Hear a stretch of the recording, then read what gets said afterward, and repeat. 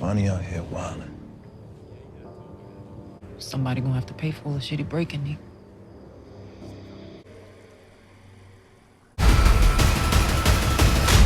Somebody gonna have to pay him.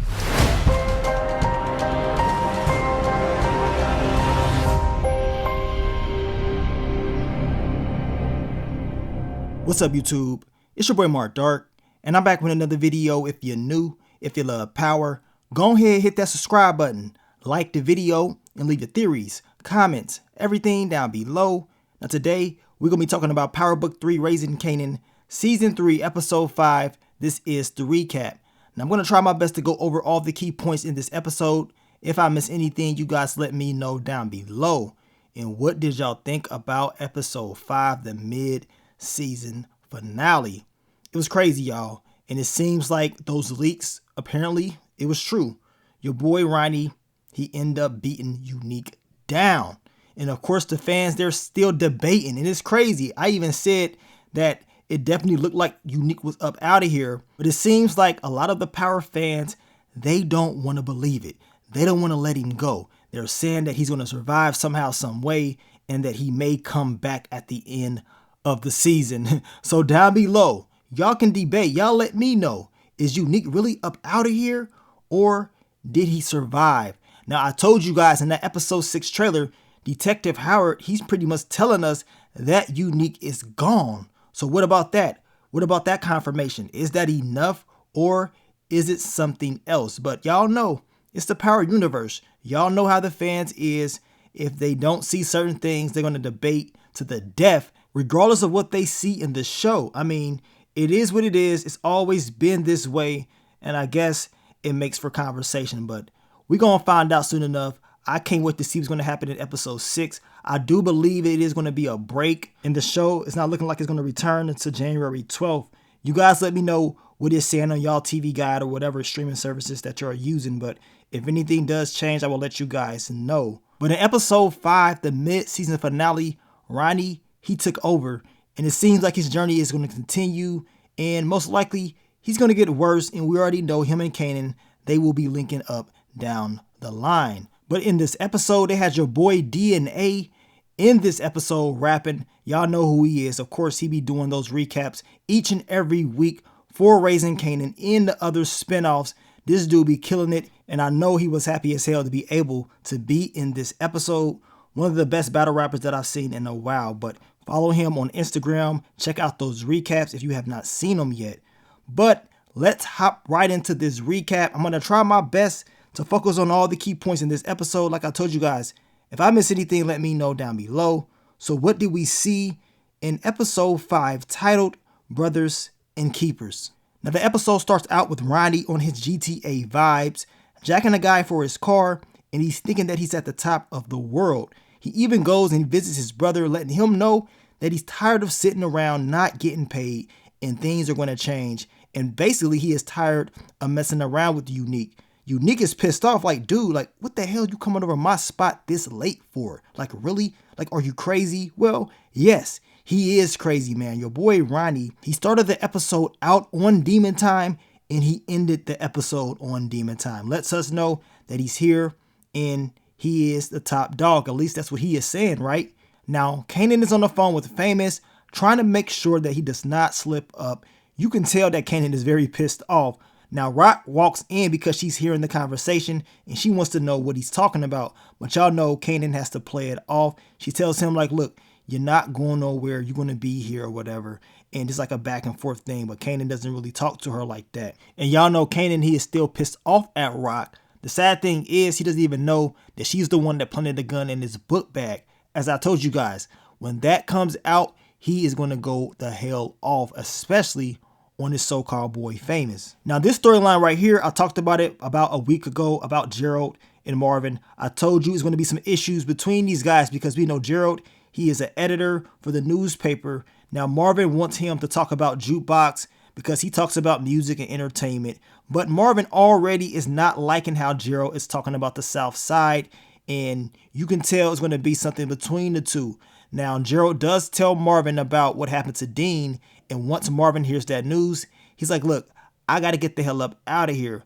I can't wait to see what Gerald's going to write about, because once it comes out, y'all know Marvin, he's going to be very upset on how Gerald wrote his story about Jukebox and even maybe, the club that Lulu is running. We shall see. Now, these officers continue to piss Rock off. As you can see, her business, the windows, they're all busted up, and they're pretty much trying to extort her for cash, talking about, we can look out for you, we can make sure those violations go away or whatever, but we need some money, you know what I'm saying? So they trying to get paid. We knew this from day one, and Rock, she's not budging at all. She ain't going for it.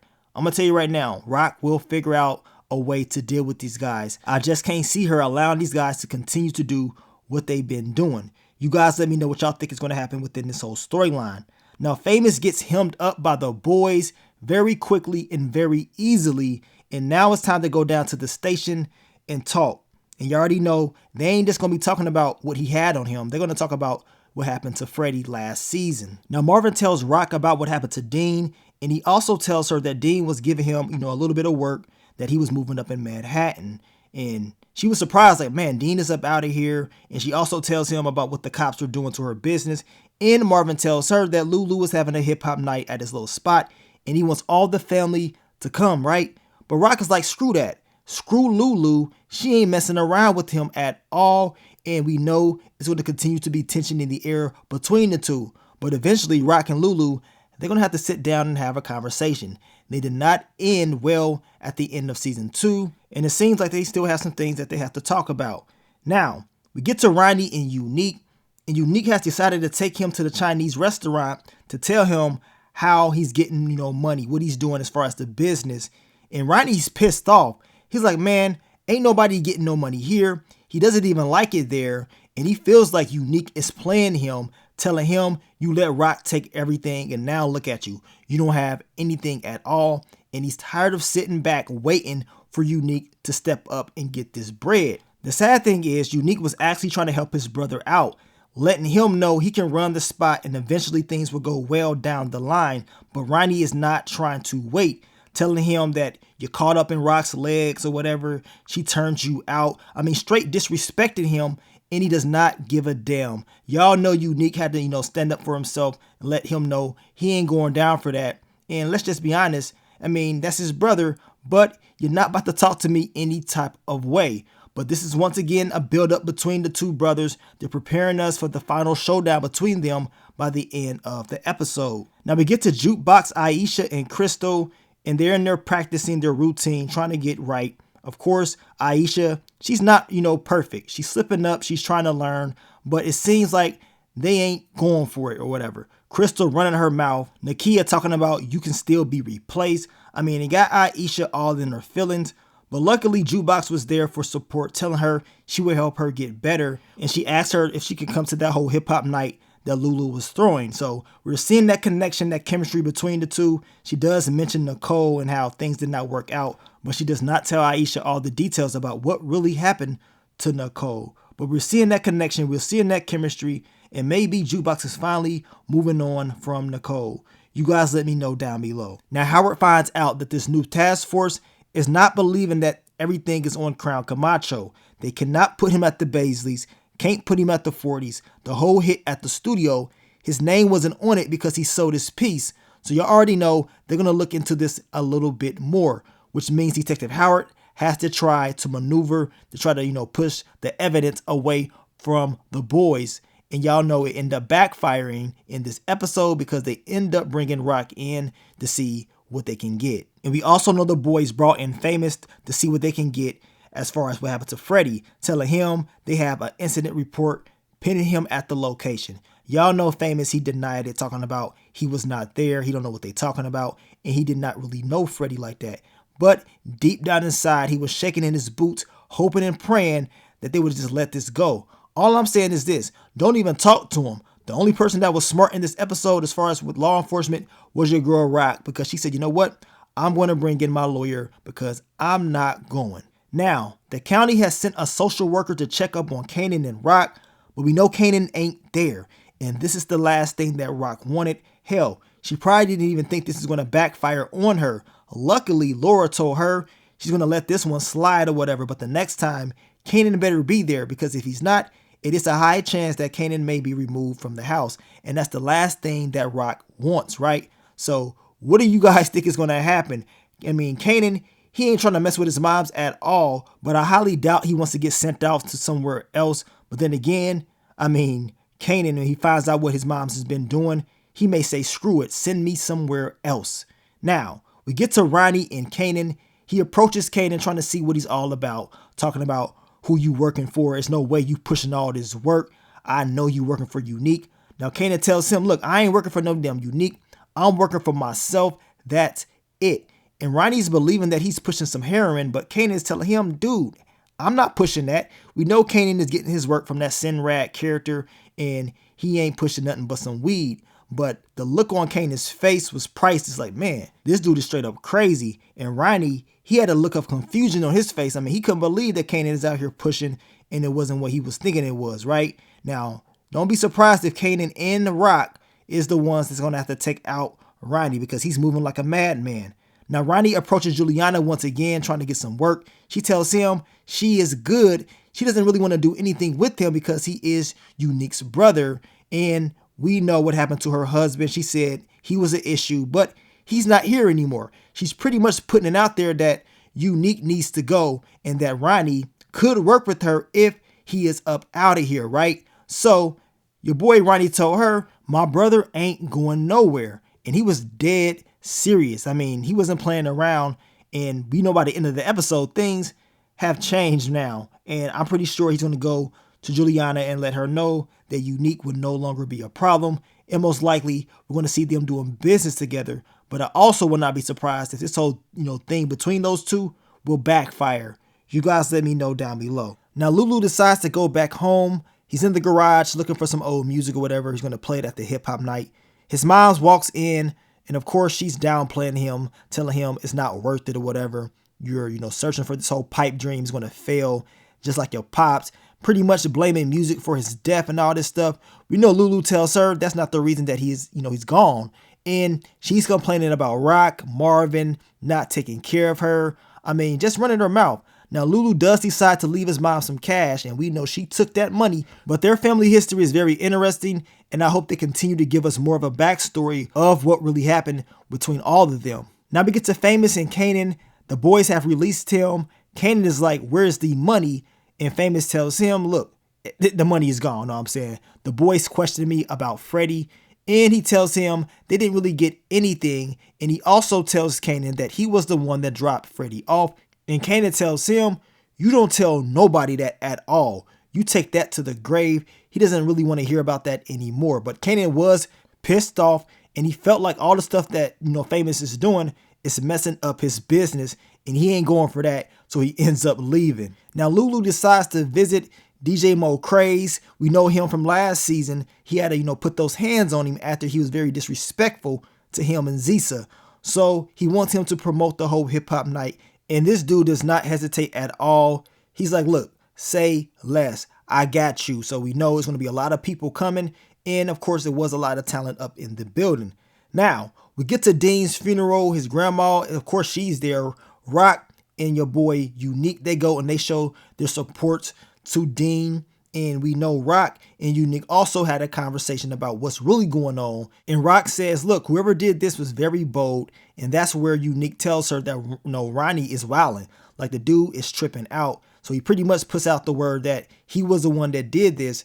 Rock tells him, well, somebody's going to have to pay for all the stuff that he is breaking. He needs to be handled very quickly before it gets even more uglier. Well, we know it got very ugly for your boy Unique by the end of the episode. Now, Ronnie pops up at Unique's spot, and guess what? We know Peachy is there, and he decides to say, maybe Unique is out there clapping Rock's cheeks. And once he says that, she was pissed. Like, what? Like, what did you say? And Ronnie just walks out. As I told you guys last night, this dude, Ronnie, he took out Dean because I guess he said Dean was running his mouth too much.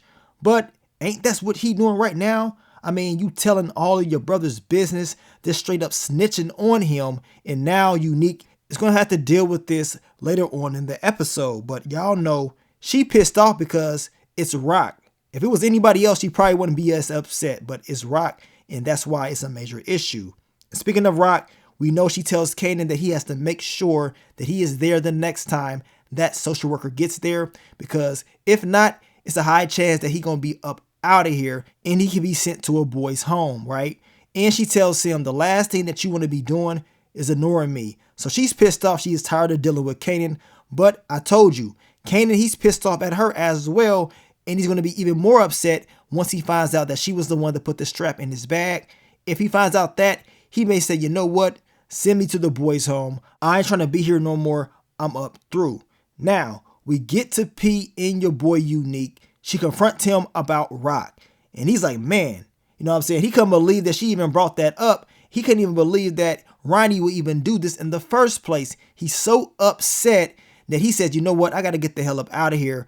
I got to go find this dude. And I have to finally check him and put these hands on him. But P, she was pissed off like, man, out of all the people, you want to mess around with Rock? She almost killed you. I mean, all the stuff that she's done to us. Like, are you crazy? I mean, as Snap and Pop Henry said, this line of business makes for strange bedfellas. But P, she ain't trying to hear any of that.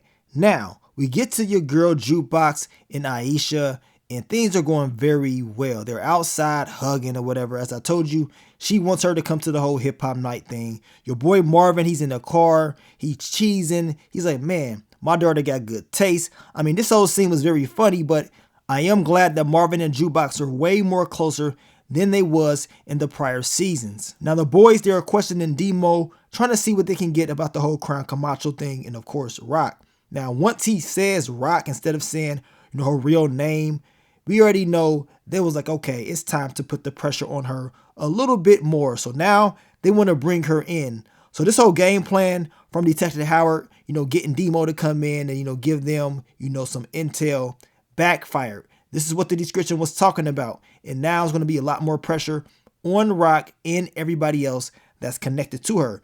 They decide to pop up on Rock at the end of the episode to see what type of intel they can get from her. But Rock, she's not stupid. She's going to go in, but she's going to have her lawyer, aka Terry Scootball Silver's daddy, to help her out and get out of this very easily. But now she's a little bit more aware what they're on, and she understands that this Steve Nash in the face looking boy is going to continue to press until he gets something. But we know her lawyer is telling her she has nothing to worry about, which I don't believe so. They gonna continue to press.